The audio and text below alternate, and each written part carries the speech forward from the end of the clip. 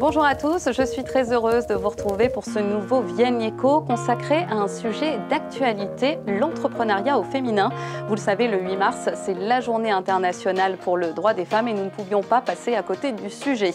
Les derniers chiffres sont encourageants d'ailleurs, même si la parité n'est pas encore respectée. Une étude Generali montre que 40% des entreprises individuelles sont créées par des femmes au niveau national, un taux plutôt stable depuis 2015.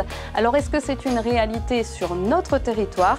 Nous avons invité deux femmes chefs d'entreprise pour en discuter avec nous aujourd'hui. Deux femmes ont donc accepté notre invitation pour cette émission un petit peu spéciale. Merci Caroline Deloy d'être avec nous aujourd'hui. Vous êtes la directrice générale du groupe Gonzalez installé à Estrablin, donc sur le territoire.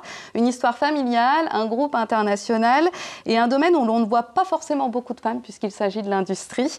Vous nous raconterez un peu votre parcours et la place donc qu'ont les femmes dans ce milieu plutôt masculin. Avec vous donc Sandrine Dauchy, merci et bienvenue dans cette émission.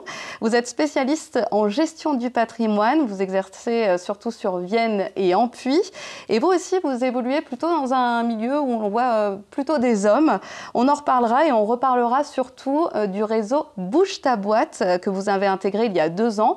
Un réseau de femmes entrepreneurs sur Vienne et ses alentours. On en parle dans quelques minutes. Avant ça, vos News Éco, un tour d'horizon de l'actualité économique du territoire. On commence par une info sur les femmes, forcément pour cette émission spéciale avec le dernier bilan du réseau élu local qui a été créé en 2012 en France. Dans notre région Auvergne-Rhône-Alpes, la part des femmes élues depuis les élections municipales de 2020 est de 43,9% contre 41,9% en 2014. Elle a donc augmenté et est même plus forte que la moyenne nationale d'1,6 point. Il reste quand même des efforts à faire, notamment pour les postes à responsabilité, dont celui de maire de commune. Seulement 21,2% des maires de notre région sont des femmes. Un appel aux entreprises viennoises. Maintenant, l'IUT est à la recherche de participants pour une matinée de simulation d'entretien entre professionnels et étudiants. C'est ce qu'on appelle un training job café. Les entreprises qui le souhaitent devront faire passer des entretiens comme si elles étaient face à de vrais candidats. L'objectif est d'entraîner les étudiants à cet exercice difficile. Il faut être disponible le vendredi 18 mars à l'IUT de 8h à 12h30.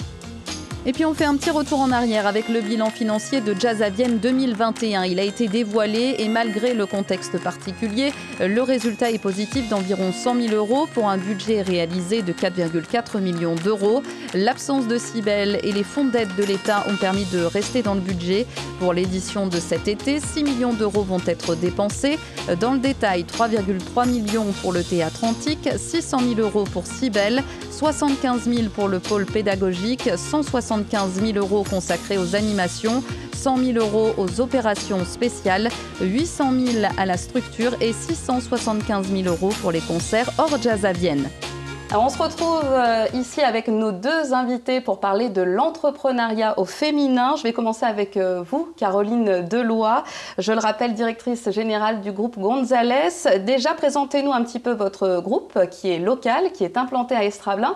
Qu'est-ce que vous faites? Vous êtes dans quel domaine? Alors bonjour à toutes et à tous. Alors nous sommes fabricants de machines spéciales pour l'industrie. Alors on a plusieurs secteurs, 2 secteurs qui sont plutôt visés en particulier. Donc le secteur manufacturier, du bien manufacturier. Donc nous fabriquons de la machine spéciale pour des clients qui fabriquent leurs biens du quotidien, tous les biens qu'on a autour de nous. Et la machine spéciale dans l'industrie normée et complexe, donc de l'industrie surtout sur l'énergie, donc nucléaire, hydroélectrique, l'oil and gas, et puis ensuite l'aérospatiale. C'est combien d'employés justement? Alors nous sommes 350 au total. Nous sommes très ancrés sur le territoire Auvergne-Rhône-Alpes puisque nous avons 4 sites de production sur donc le 38 où est le siège social, le 42, le 69 et le 74. Nous avons aussi 2 sites de production en Roumanie et 1 au Vietnam.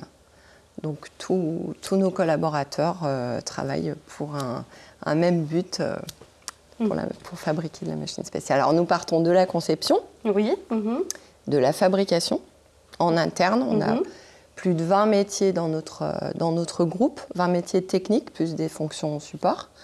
Et ensuite, nous intégrons la machine partout dans le monde pour nos clients, sur leur site de production qui va faire partie ensuite de l'ensemble de leur usine. Mmh. Donc vous êtes à la tête d'un grand groupe. Racontez-nous un petit peu votre parcours. Comment est-ce que vous êtes arrivé à la tête de cette entreprise qui est familiale, hein, je crois. Alors, je suis une des actionnaires. Nous sommes 3 actionnaires. Donc Damien Gonzalez qui est le président et Jean-Marc Ancel qui est le directeur général. Nous avons racheté l'entreprise à André Gonzalez qui est mon papa. D'accord. Et le papa de Damien Gonzalez. Donc vraiment une histoire de famille. Oui. Donc moi j'ai intégré la société parce que c'était vraiment une envie de l'intégrer et de la racheter pour que mon papa puisse partir à la retraite. Alors j'avais pas d'expérience dans l'industrie, mais j'avais de l'expérience dans des grandes entreprises. Plutôt dans le textile, puisque moi je travaillais dans le textile. J'étais commerciale à l'international. Et du coup, j'ai gravi un petit peu, enfin, on va gravi les échelons. J'ai démarré, j'étais assistante achat. D'accord. Donc vraiment, je suis rentrée, je ne suis pas rentrée tout de suite, comme ça. D'accord. Voilà. Et là, donc, vous avez un poste à responsabilité dans un milieu qui est l'industrie. Est-ce que, du coup, c'est un petit peu le sujet de notre émission aujourd'hui, est-ce que quand on est une femme, c'est peut-être plus difficile ou pas d'avoir ce genre de poste? Alors, je pense pas. Personnellement, je pense que j'ai pas rencontré de difficultés. Oui, alors c'est sûr que l'industrie, c'est plutôt un monde masculin. C'est l'image qu'on en a, en tout cas. C'est un peu l'histoire qui fait... Enfin, l'histoire, c'est assez historique, en fait. Malgré tout, c'est vraiment un domaine où j'invite les jeunes filles et les femmes à intégrer, les jeunes filles à passer par des études alors plutôt techniques. Donc nous, on accueille, on travaille avec des collaborateurs qui viennent d'horizons différents. Donc des personnes qui peuvent démarrer en bac pro, usinage, dans plein de métiers techniques, on va dire, très techniques. Ces personnes peuvent ensuite poursuivre par un BTS et puis on peut aussi intégrer plus tard un master ou une école d'ingénieur. Ou alors, ces jeunes gens, alors on va parler des jeunes filles, mais ça concerne aussi les jeunes hommes, peuvent en post-bac intégrer une prépa ingénieur ou une école ingénieur intégrée. Et on a besoin de toutes les compétences et de tous les talents. Donc, je pense qu'aujourd'hui, il y a de plus en plus de jeunes filles qui intègrent des prépas ingénieurs et des écoles ingénieurs intégrées. Donc, c'est plutôt bon signe. Et nous, on est vraiment tout à fait ouverts à recevoir des profils tels Donc ça que change, cela. vous voyez en tout cas que ça commence à changer, qu'elles se disent peut-être que c'est possible aussi. En tout cas, les écoles d'ingénieurs et les prépas, je crois, ouvrent de plus en plus leurs portes et les lycées essayent d'attirer ces personnes dans ce métier-là. Merci Caroline, je me tourne maintenant vers vous, Sandrine Dauchy. Donc vous, la situation n'est pas forcément la même puisque vous êtes plus dans une petite structure, hein. Vous êtes spécialiste en gestion du patrimoine depuis 3 ans, mais finalement ça se rejoint un peu puisque c'est aussi un milieu assez masculin, la gestion du patrimoine. Vous le confirmez, vous le voyez au quotidien? Oui, c'est vrai. Alors merci Aurélie de nous recevoir.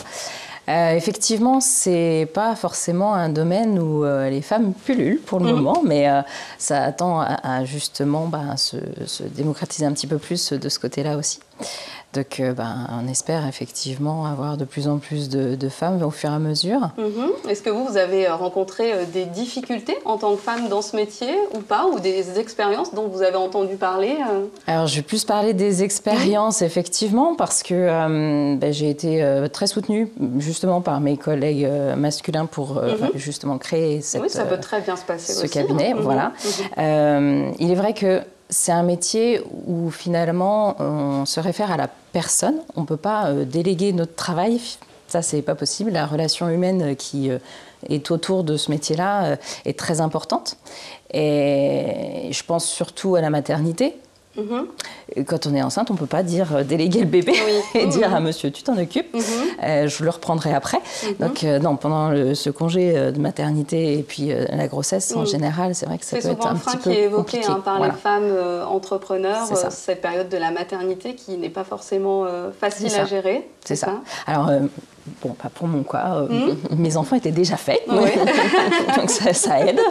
C'est plus facile à gérer après, mais c'est sûr que c'est surtout ce frein-là qui peut éventuellement gêner. Alors, vous appartenez aussi à un réseau d'entrepreneurs femmes sur Vienne et sur l'agglomération, donc c'est Bouge ta boîte. Vous l'avez intégré il y a 2 ans. Est-ce que vous pouvez nous présenter ce réseau, justement? Oui, alors c'est un réseau qui a été créé par Marie-Éloi.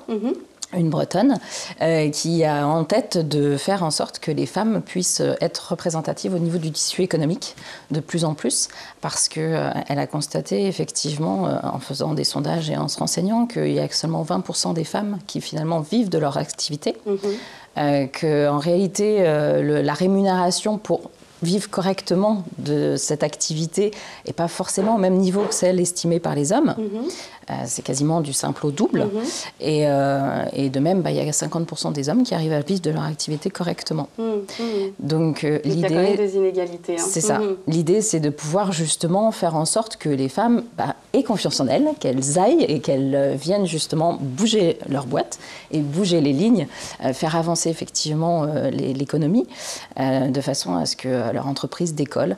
Donc c'est en fait un réseau où on se regroupe tous les 15 jours. D'accord. Donc là, c'est sur Vienne, au Grand Hôtel de la Poste, qui se trouve au cours Romestan. Je remercie Estelle de nous recevoir, Estelle Sterck de nous recevoir.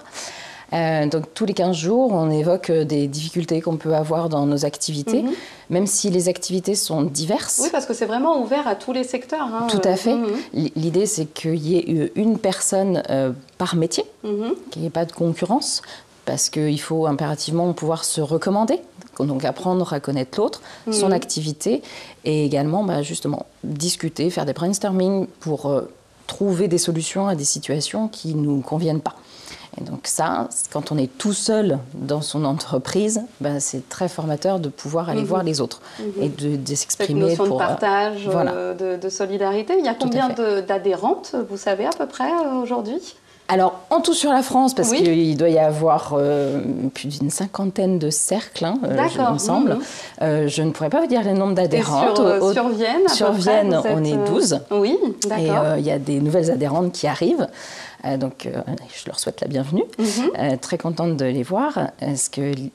Donc, on peut effectivement mieux échanger. Plus on est nombreux et plus on a de réseaux.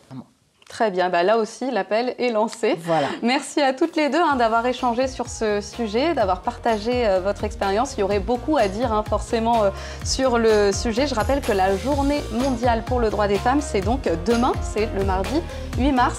Merci d'avoir accepté notre invitation. Je vous dis à très vite pour une nouvelle émission. Ce sera donc le 21 mars, consacré cette fois-ci à la création d'entreprises. Quelles aides sont possibles sur le territoire? Est-ce que la création se porte bien malgré la crise sanitaire? On tentera de répondre à toutes ces questions. À très bientôt.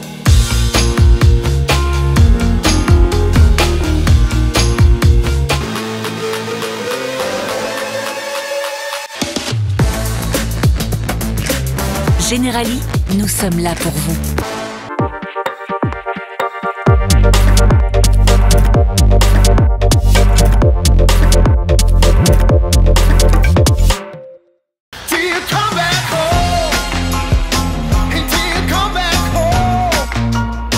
Côté audition, le chemin vers une meilleure audition.